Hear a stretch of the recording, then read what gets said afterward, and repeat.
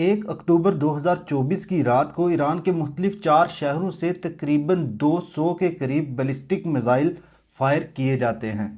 इन missiles का target है Israel में मौजूद Nevatim air base, Tel Nof air base, Tel Aviv में मौजूद मोसाद हेडक्वार्टर और डेनोमा में मौजूद इसराइल की न्यूक्लियर रिसर्च लैब। सिर्फ 5 से 7 मिनट में ये मिसाइल्स करीब 1000 किलोमीटर का फासला तय करके इसराइल की हदूद में दाखिल होते हैं। यहाँ पर बहुत से मिसाइल्स इसराइल के डिफेंस सिस्टम की वजह से गिर जाते हैं, लेकिन 32 के करीब मिसाइल्स इसराइल के नवाटिम एयर बेस पर गिरते हैं। 20 missiles tell Nof air base और बाकी कुछ मिसाइल्स डेमोना और टेल अवीव एयर बेस पर गिरते हैं। और इस एयर बेस पर इसराइल के बिलियंस ऑफ डॉलर्स के F-35 एयर जेट्स खड़े हुए थे।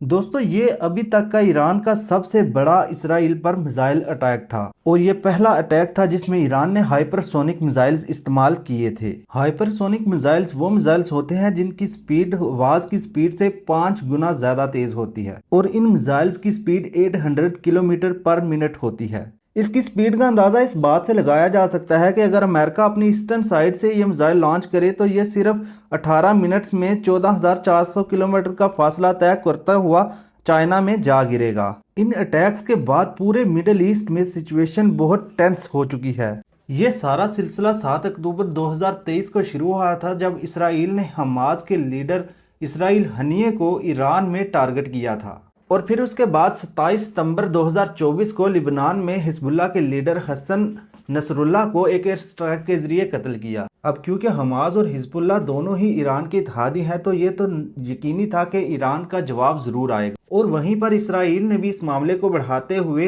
1 अक्टूबर 2024 को ही लिबनान पर अटैक कर दिया और तब से लेकर आज तक इसराइल लगातार लिबनान के कैपिटल और बारूत पर कंटिन्यूसली एयर स्ट्राइक कर रहा है और हालात यहाँ तक आ पहुंचे हैं कि इसराइल पूरे के पूरे मिडिल ईस्ट से भिड़ चुका है, क्योंकि एक तरफ तो वो गजा पर लगातार बमबारी कर रहा है और दूसरी तरफ इसराइली फौजें लिबनान में घुस चुकी हैं और वहां पर हिजबुल्लाह के साथ अच्छी खासी लड़ाई चल रही है। हालात ये हैं कि इसराइल तकरीबन एक दिन में हजार बम से लिबनान को टारगेट कर रहा है और वहीं पर इसराइल सीरिया में मौजूद फातमीन ब्रिगेड्स पर लगातार एयर स्ट्राइक करता चला जा रहा है। वहीं दूसरी तरफ यमन ने बाबल मंदेब को ब्लॉक कर लिया हुआ है और यहां से गुजरने वाले इसराइली और अमेरिकन शिप्स को वो कंटिन्यूसली ड्रोन्स के जरिए तबाह करते जा रहे हैं। अब ऐसे में ईरान ने इसराइल पर भी डायरेक्ट अटैक कर दिया है, जिसकी वजह से इसराइल और ईरान के दरमियान भी डायरेक्ट लड़ाई शुरू हो गई है। सऊदी अरब और अमारात को छोड़कर पूरे मिडिल ईस्ट में एक आग सा माहौल चल रहा है और ये आग मजीद फैलने वाली है,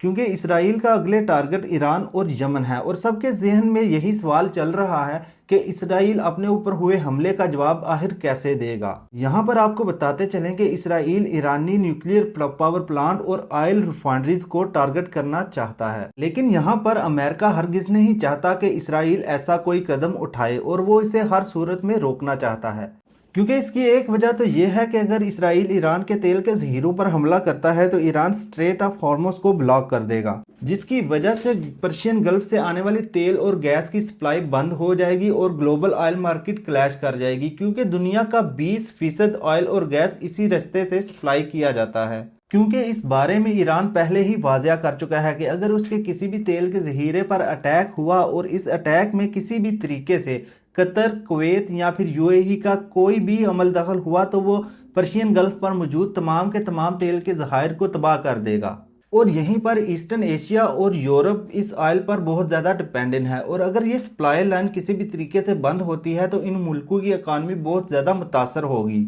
अमेरिका की इसराइल को रोकने की दूसरी वजह सियासी है, क्योंकि अमेरिका में इस वक्त इलेक्शन का टाइम है और अमेरिका हरगिज नहीं चाहता कि इसराइल ईरान पर डायरेक्ट अटैक करे, क्योंकि अगर इसराइल ईरान पर डायरेक्ट अटैक करता है तो अमेरिका को भी डायरेक्टली इस जंग का हिस्सा बनना पड़ेगा और अमेरिका हरगिज ये नहीं चाहता कि इलेक्शन के चलते वो किसी भी जंग का हिस्सा बने। लेकिन यहाँ पर अभी तक तो यही नज़र आ रहा है कि इसराइल ईरान पर अमेरिकन इलेक्शन से पहले ज़रूर अटैक करेगा ताकि वो अमेरिका को भी इस जंग का हिस्सा बना सके। और जैसे ही अमेरिका इस जंग का हिस्सा बनेगा तो ईरान का साथ देने के लिए रशिया और चाइना को भी आगे आना पड़ेगा और इस तरह ये जंग सिर्फ 2 मुल्कों की जंग नहीं रहेगी बल्कि एक रीजनल वार की शक्ल इख्तियार कर जाएगी।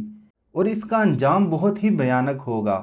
ابھی تک اسرائیل کو جس چیز نے روکا ہوا ہے وہ ہے ایران کی میزائل ٹیکنالوجی، جس کا نمونہ انہوں نے 1 اکتوبر کو دیکھا تھا، اور اس کے بعد 5 اکتوبر کو ایک انٹرسٹنگ بات یہ ہوئی کہ رات کے قریب 11 بجے ایران میں ایک 4.6 میگنیچیوڈ کا زلزلہ ریکارڈ کیا گیا، جس کا مرکز سیمان بتایا جا رہا ہے، اور اس کے اثرات بعد میں اسرائیل میں بھی محسوس کیے گئے، جس کے بعد ہر طرف یہ رومرز پھیل گئے کہ ایران نے سیمان کے مقام پر نیوکلیئر ٹیسٹ کیے ہیں، کیونکہ سائنسی فورکاسٹ میں اس کا کوئی ریکارڈ نہیں آیا، لیکن ایران نے ابھی تک اس بات کی تصدیق نہیں کی۔ اس سے ایک بات کا تو پتہ چلتا ہے کہ ایران بھی پیچھے نہیں ہٹے گا، کیونکہ ایک طرف اتنا بڑا میزائل اٹیک جس نے اسرائیل کے ان بیٹیبل ڈیفنس سسٹم کو بھی ہلا کر رکھ دیا، اور دوسری طرف نیوکلیئر ٹیسٹ، ان دونوں باتوں نے اسرائیل کو بھی کافی کچھ سوچنے پر مجبور کر دیا ہے، کیونکہ